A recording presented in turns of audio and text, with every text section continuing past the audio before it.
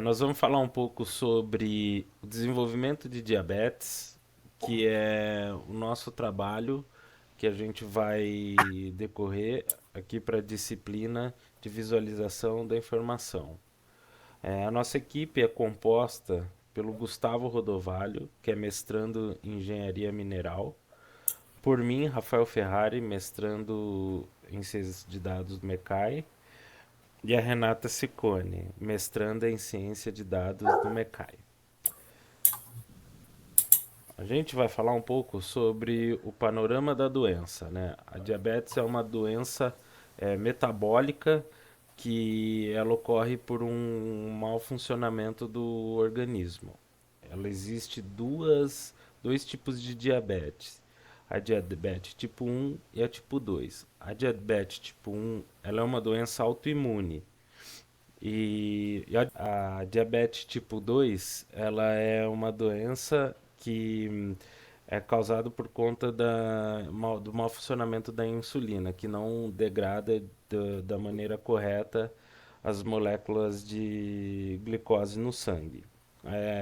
A diabetes tipo 2 é a que mais ocorre e principalmente em pessoas acima de 40 anos e que apresentam um grau de obesidade.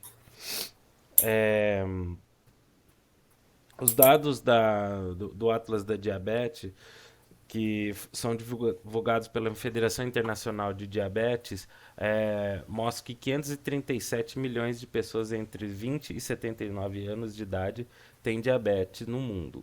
E nos últimos 2 anos ela teve uma alta de 16%. O número de adultos com a doença pode chegar a 643 milhões em 2030 e 784 milhões em 2045.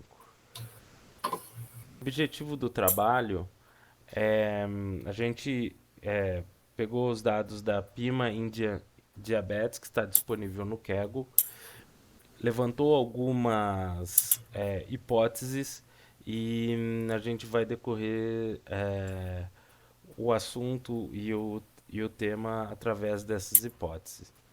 Beleza. Bom, a gente, como o Rafa acabou de falar, a gente pegou essa base do Kaggle, Paima Indians de Diabetes. Ela é uma base composta só por mulheres com pelo menos 21 anos de idade. E essa é uma etnia própria lá dos Estados Unidos, uma etnia nativa. Então a gente quer. Essa base é composta por 768 observações, contém 9 atributos, que vocês estão vendo aí na tela: pregnancy, que são o número de gravidezes, a glicose, a pressão sanguínea, a espessura da pele, do tríceps da pele, insulina, BMI, que é o índice de massa corporal, diabetes pedigree function é a probabilidade da pessoa desenvolver a doença por fatores de hereditariedade, e também a gente tem a idade e a variável outcome, que significa 1, diabético, 0, você é não diabético.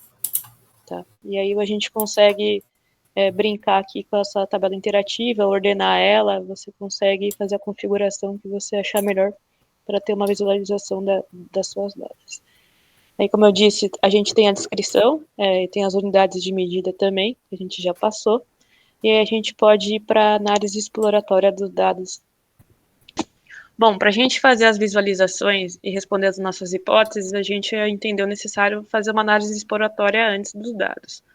Com isso, a gente verificou que para algumas variáveis tinham alguns valores inconsistentes, do tipo insulina zero, glicose zero, que não faziam sentido. Dado o cenário, a gente transformou esses dados, alterou eles pelo valor da média de cada atributo, para a gente conseguir ter uma análise mais robusta. Do histograma, a gente tende a olhar para a glicose quando a gente pensa em diabetes. A gente sabe que, pela literatura, a pessoa considerada diabética com níveis acima de 126, então a gente vê que tem uma boa parte aí que apresenta a doença. O BMI, que também é o que mede o índice de massa corporal, né? Se você está dentro do peso, obeso ou sobrepeso. A gente consegue ter uma concentração ali em torno de 30. Segundo a literatura, entre 25 e 30 você já apresenta sobrepeso e acima de 30 algum tipo de obesidade. Por fim, a gente tem a variável outcome, que define se o zero é não diabético, possui 500 indivíduos. E o 1, que é o diabético, possui 268 indivíduos. Abaixo a gente traz aqui um mapa de calor, uma matriz de correlação, para ver se tem alguma razão de multicolinariedade dentro da base. A gente percebe forte relação entre pregnancies e age, né, que faz sentido, as mulheres grávidas, idade fértil é uma variável que a gente vê que se correlaciona, bem como o BMI, que é o índice de massa corporal, com skin thickness, que é a grossura da pele, né, o que faz sentido. Você tem uma densidade maior, mais gordura, você tem uma espessura de pele maior também. Juntamente da glicose, a gente consegue observar com a variável outcome, acho que dá o 49% ali embaixo, glicose e outcome. Isso, a gente vê uma forte correlação de 49%, bem significativa, entre a glicose e o indivíduo que apresenta diabetes. Assim como a insulina e a glicose também, a gente vê forte relação, até porque uma é dependente da outra, né? A insulina é o hormônio que vai degradar essas moléculas de glicose. Então, foi essa análise que a gente conseguiu fazer para aí partir para as nossas hipóteses e começar a responder através das visualizações. Nessa seção do site, então, a gente consegue observar os gráficos com as visualizações do dataset, do diabetes. E aqui a gente está listando esses gráficos na ordem das hipóteses que a gente elaborou. A primeira hipótese seria de que a obesidade pode aumentar a resistência à insulina e afetar o funcionamento adequado do metabolismo da glicose, predispondo as pessoas ao desenvolvimento de diabetes. Dessa forma, há maior prevalência de diabetes em indivíduos com maior índice de massa corporal. Então, ele está querendo relacionar a ocorrência de diabetes em indivíduos que estão com um índice de massa corporal, o BMI, maior. Para observar isso, dá para a gente usar aqui pela matriz de gráficos de dispersão, bem aqui nessa porção da matriz, onde o BMI está sendo plotado contra todas as variáveis.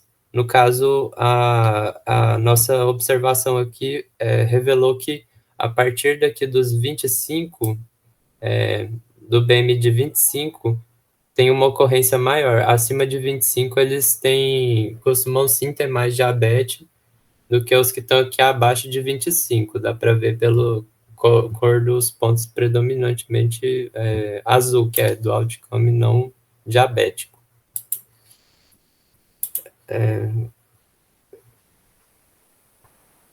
Já a hipótese 2, a gente pressupõe que a diabetes, como é uma síndrome metabólica, em que a insulina não consegue degradar as moléculas de glicose em velocidade constante, tornando os níveis de açúcar elevados, é possível afirmar, então, que a glicose ela deve ser a variável mais significativa para o desenvolvimento da doença. Dentre todas as variáveis, a gente preferiu fazer o gráfico do Radviz para observar a força das variáveis, que nesse caso aqui elas estão sendo plotadas como as âncoras, né, do plot, nesse caso aqui como é um Radviz 3D.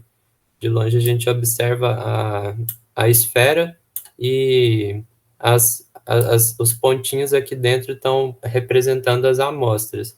O outcome da diabetes e da não diabetes, os dois estão dando muito próximos do centro da esfera. Então, é uma análise um pouco inconclusiva sobre qual variável teria maior relevância, já que a maioria está equidistante, né, das âncoras. Elas não têm uma força tão... não tem uma variável com uma força principal, puxando mais as variáveis para uma âncora do que para outra, né? E aqui no PCA, a gente observa pelo gráfico de dispersão das duas componentes principais do PCA, que também é inconclusivo, não tem como concluir qual variável tem uma maior força nessa questão da diferenciação dos diabéticos para os não diabéticos. Elas estão ainda muito muito misturados, né? Não tem nenhuma variável que está te separando muito bem essas concentrações de pontos. Então, indo já para as últimas hipóteses, é sabido que com a idade o corpo vai perdendo a capacidade de produzir insulina e diminuindo a sensibilidade em relação a ela. Dessa forma, é possível afirmar que a maioria dos pacientes portadores da diabetes possuem a idade acima dos 40 anos. Essa hipótese ela é baseada naquele panorama inicial da doença, e a gente observou que, na verdade, as pacientes, né, no caso, acima dos 40 anos, aqui está mostrando o intervalo, né, o intervalo de 40 a 49, elas não têm tantos pacientes diabéticos quanto os que estão aqui entre 20 e 29 e 30 e 39 anos. A faixa que tem mais diabéticos seriam essas duas faixas mais jovens do que 40 anos, né? E, por fim, a última hipótese, que, de acordo com a Associação Brasileira para o Estudo da Obesidade e Síndrome Metabólica, ABESO, os indivíduos são considerados diabéticos quando apresentarem glicemia acima de 126 miligramas por decilitro. Dessa forma, a partir da base de dados, qual intervalo de nível de glicose costuma cometer mais os pacientes com diabetes? Observa-se aqui no gráfico de coordenadas paralelas que todas as variáveis estão sendo plotadas. A gente está interessado em saber a relação do intervalo de níveis de glicose com o outcome 1, que é a diabetes, se existe algum intervalo específico. E a gente observa que, de fato, que a partir dos 100, eles têm uma concentração maior do que os abaixo de 100. Assim como, voltando para aquela hipótese do BMI, a gente observa aqui que a partir de 25, mais ou menos, costuma aparecer mais indivíduos com diabetes do que abaixo de 25, né?